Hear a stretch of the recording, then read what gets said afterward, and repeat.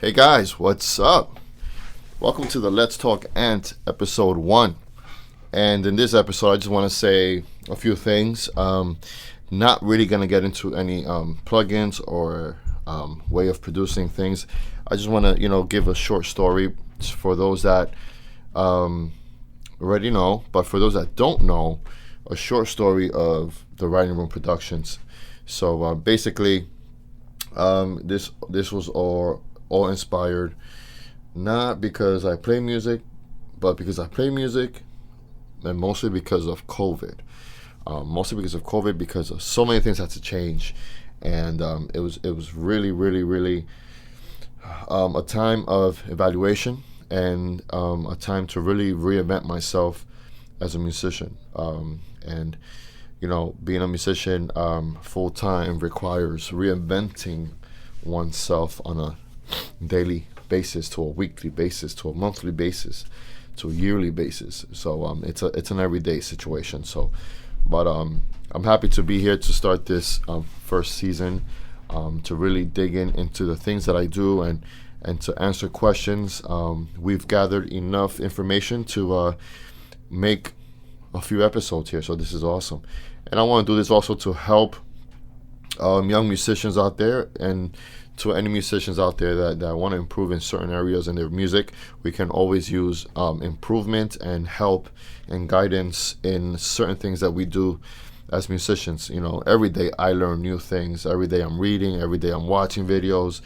Sometimes I'm watching the same video a million times. My wife can't notice the difference because she's not really into music technology like that. So I could be watching the same video 20 times in 1 hour.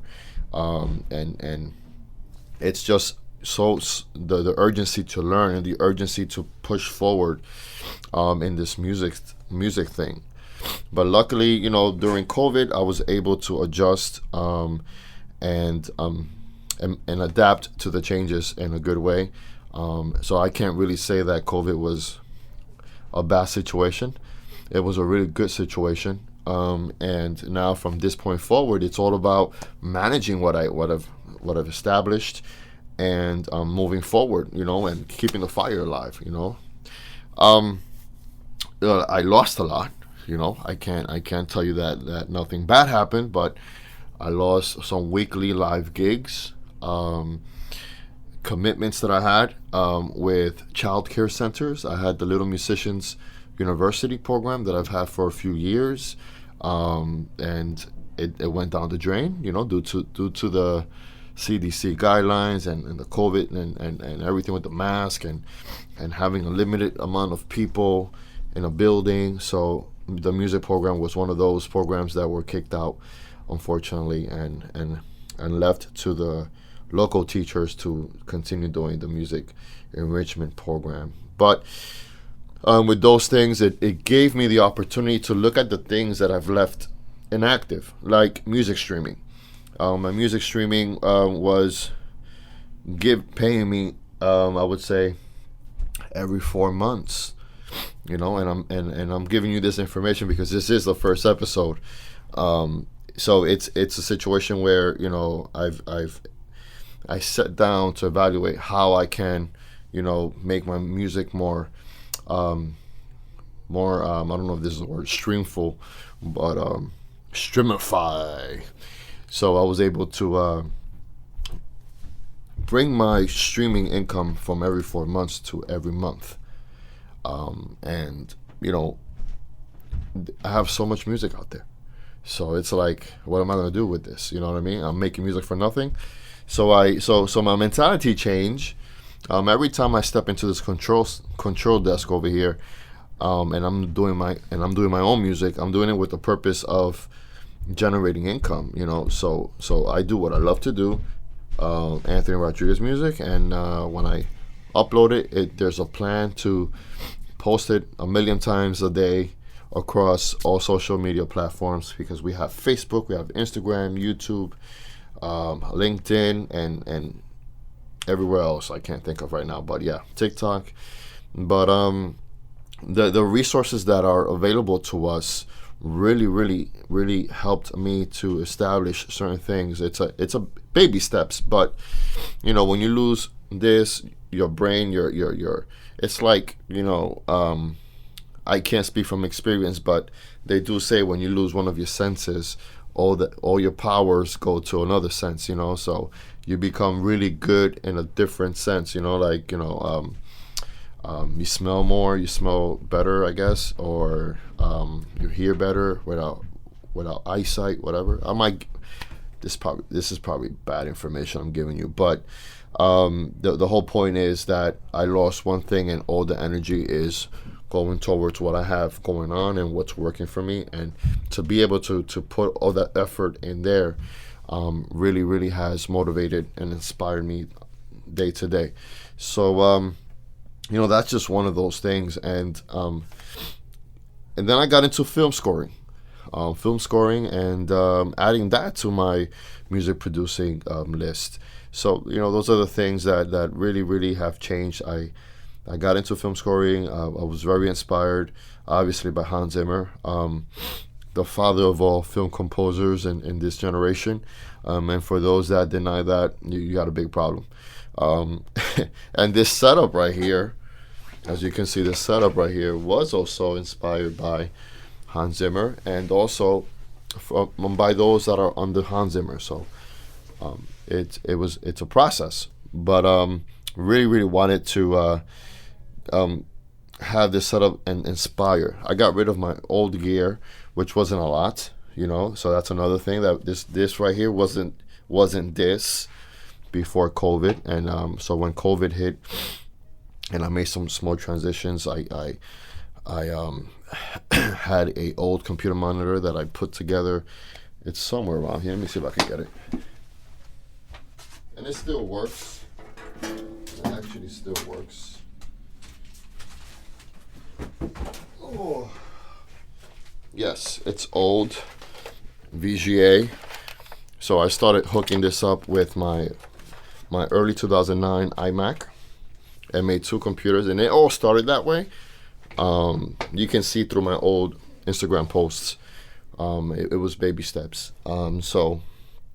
And my interface, which you're gonna go crazy. Oh, right here. Who remembers this? I have a friend that says, "Hey, when are you gonna get rid of it?" I'm like, I'm not gonna get rid of it, because if I ever become an iconic music producer, this is gonna be a reminder of never giving up. This interface has been with me since 2009 or 2008, 2009. Bunch of productions, always there for me. Never left me in a bad position. Of course, I think the USB cable started acting up. I had to unplug it, but it was this more than the computer, because after a certain year, I forgot what it was, they stopped upgrading the drivers for this, and it stopped working. But I found a loop, I guess, to continue using it. I was just not able to update my computer's operating system, and that was also a problem. I had an early 2009 iMac, not even late, or early 2009, which is sitting right there. So now I use that computer for I could connect that to my Ethernet network and have it working at a certain capacity through Logic. But if I need to do that, I'll do that. Right now I have two machines working over there. I have a picture machine and also a writing music machine that's connected there. So, but this with the early 2009 iMac was my way to go. I also had the Rockets KRKs for years, and I got rid of those. I sold those. But it's just a testament to before COVID, this is what I had with this, with that, and and always using Logic sounds. I had my friend Josh, would always message me and say, "Yo, those strings sound like crap," And when he told me about East West, the Hollywood strings, my brain just went somewhere else, and I just started to subscribe to those things, and one thing led to the other, and my sound library started getting better. And no more Logic Pro. I use Logic Pro sounds for certain things just to get by quickly, but the new Logic Pro K, the new Logic Pro X has great sounds now. And I didn't know until I got my new iMac, my 2019 iMac, that I was able to then have the current Logic, because with the early 2009 iMac, I was stuck with an old Logic Pro X, and I really didn't know about the new features that Logic had. So you can see that with my old setup, I had crack versions of everything. Everything was on crack. But thankfully, thanks to God, I've been able to transition slowly from COVID to now. Thankfully, with the business coming in, I've been able to search things, whether they're used or new or in a collaboration project. I was able to gain some equipment and do some adjustments in that, because right now I'm working from home. I'm teaching from here. Also, students come here, and recording sessions, remotely and in person, happen here now in the writing room. So it's a good thing.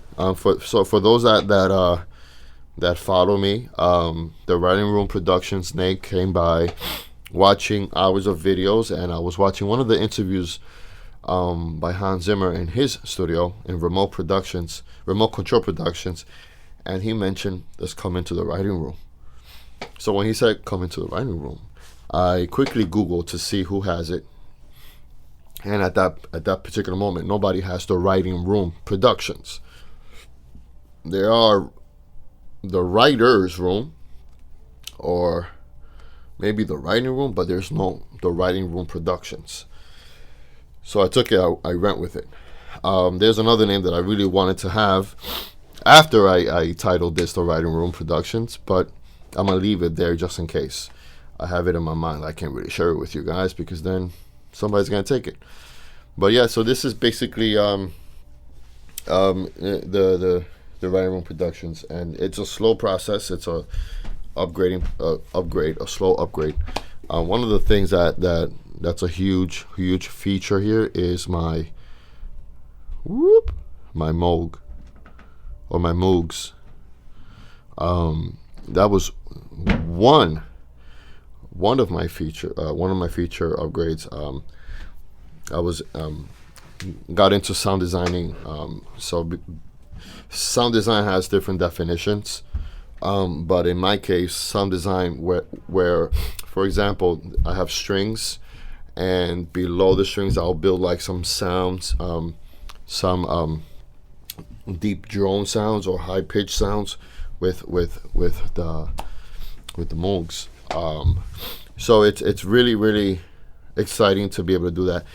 The Moogs itself, right here. Let me just change my camera. I am my own camera person right now.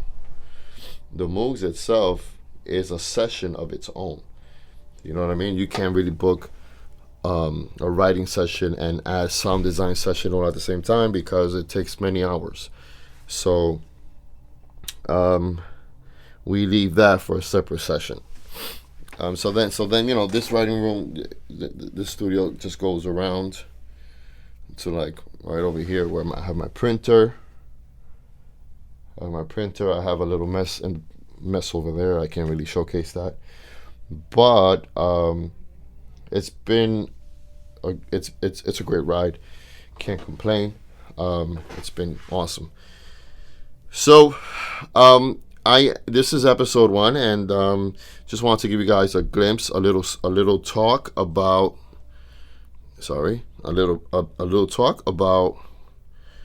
how this all came about.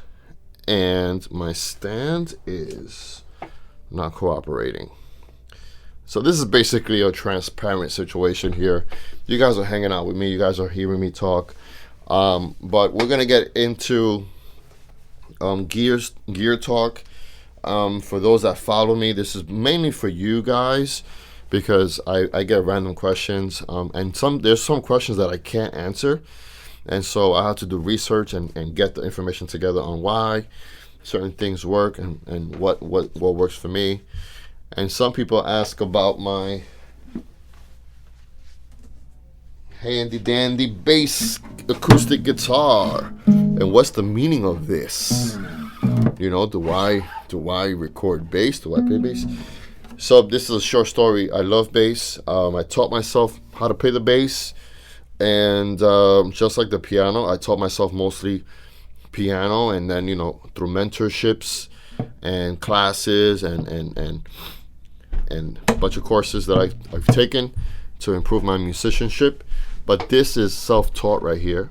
So I'm not really a bass player, but I could play on my own. You know, I love to play Latin music.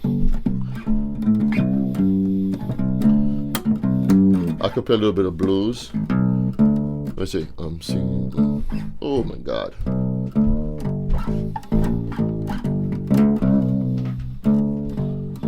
It's not really tuned, but this is a little piece of gear, $99, for me to have my bass. So I carry this bass everywhere. I go upstairs to the living room. I just sit on the couch and I just jam out and I play. So yeah. So then, for those that ask, I do not record my own bass, but I will experiment some sound designs with it in the near future. And this is where I spend most of my time. You know, it's a situation where I have to take care of the kids, have to go up and down the stairs. Sometimes I might have to step out. But across from this space, there is a play area for my kids. So if I'm ever needing to care for the kids while I work here, they're in their space. But when I have studio sessions with people, private studio sessions, then no one's down here except for me and my clients. And then right there behind here is a little, I put my cool chair and another chair, and just people just sit there while I work over here, and all that good stuff. So I hope you guys enjoy this episode, because this is just an introductory, a little bit of information, but I don't want to get into too many different topics in one episode, because we want to be able to spread this out into different episodes. So if you're watching this, if you have any questions about anything here, feel free to drop a comment below or private message me through any social media channel that you're watching this on. I look forward to seeing you guys in the next episode. Any questions about what I said that might help you guys in your music careers as independent musicians, feel free to drop me a message, and I'll be more than happy to get you started. Have a good one, guys. Peace.